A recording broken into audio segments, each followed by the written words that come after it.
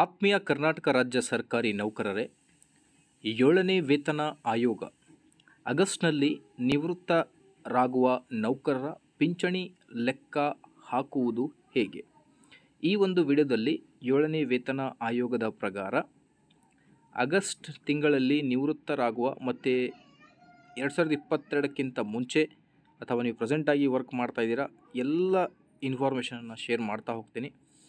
ದಯಮಾಡಿ ವಿಡಿಯೋನ ಲೈಕ್ ಮಾಡಿ ವೀಕ್ಷಕರೇ. ನಮ್ಮ ಯೂಟ್ಯೂಬ್ ಚಾನಲನ್ನು ಕೂಡ ಸಬ್ಸ್ಕ್ರೈಬ್ ಮಾಡಿಕೊಳ್ಳಿ. ನೀವು ಕೊಡುವ ಒಂದೇ ಒಂದು ಲೈಕ್ ನಮಗೆ ಸಪೋರ್ಟ್ ಆಗಿರುತ್ತೆ.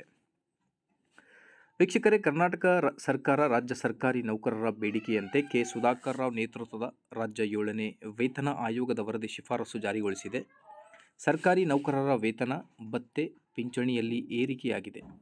ನೌಕರರು ವೇತನ, ಪಿಂಚಣಿ ಎಷ್ಟು ಏರಿಕೆಯಾಗಲಿದೆ ಎಂದು ಆನ್ಲೈನ್ ಮೂಲಕವೇ ಮಾಹಿತಿಯನ್ನು ತಿಳಿಯಬಹುದು.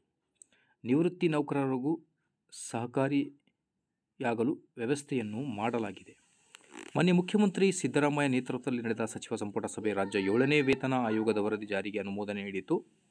ಬಳಿಕ ಅತೀಕ್ ಸರ್ಕಾರದ ಅಪರ ಮುಖ್ಯ ಕಾರ್ಯದರ್ಶಿ ಆರ್ಥಿಕ ಇಲಾಖೆ ಈ ಕುರಿತು ಅಧಿಕೃತ ಆದೇಶ ಹೊರಡಿಸಿದ್ದಾರೆ. ಹೆಚ್ಚಳವಾಗಿರುವ ವೇತನದ ಕುರಿತು ಈಗಾಗಲೇ ಸರ್ಕಾರಿ ನೌಕರರ ವಲಯಗಳಲ್ಲಿ ಚರ್ಚೆಗಳು ನಡೆಯುತ್ತಿವೆ. ಸರ್ಕಾರ ತನ್ನ ಆದೇಶದಲ್ಲಿ ಪಿಂಚಣಿ ಮತ್ತು ಪಿಂಚಣಿ ಸೌಲಭ್ಯಗಳ ಪರಿಷ್ಕರಣೆ ಕುರಿತಂತೆ 7ನೇ ರಾಜ್ಯ ವೇತನ ಆಯೋಗದ ಶಿಫಾರಸುಗಳನ್ನು ಅಂಗೀಕರಿಸಲು ಸರ್ಕಾರವು ಹರ್ಷಿಸುತ್ತದೆ ಎಂದು ಹೇಳಿತ್ತು. ಅದರಂತೆ ಕನಿಷ್ಠ ಮತ್ತು ಗರಿಷ್ಠ ಪಿಂಚಣಿಯಲ್ಲಿ ಹಲವಾರು ಬದಲಾವಣೆಗಳು ಆಗಿವೆ. ಹಾಗಾಗಿ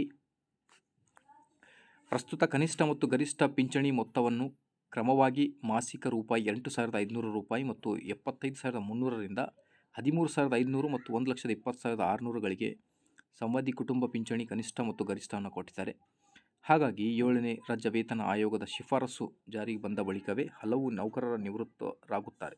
ಹಾಗಾದರೆ ಆಗಸ್ಟ್ ತಿಂಗಳಲ್ಲಿ ನಿವೃತ್ತರಾಗುವ ನೌಕರರ ಪಿಂಚಣಿ ಲೆಕ್ಕಾಚಾರ ಹಾಕುವುದು ಹೇಗೆ?